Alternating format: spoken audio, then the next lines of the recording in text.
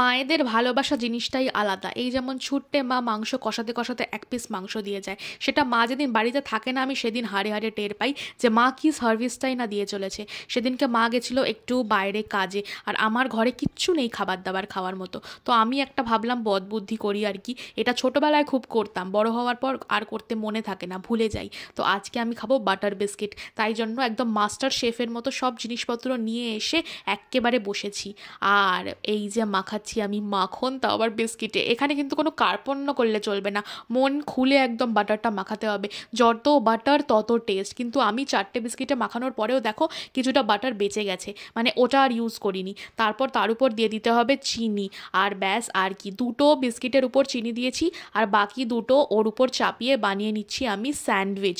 আর এই হয়ে গেল আমাদের বাটার বিস্কিট স্যান্ডউইচ। তোমরা নিশ্চয়ই অনেকেই খেয়েছো, আর যারা খাওনি তাড়াতাড়ি খাও, কারণ এটা মিস করা যাবে না।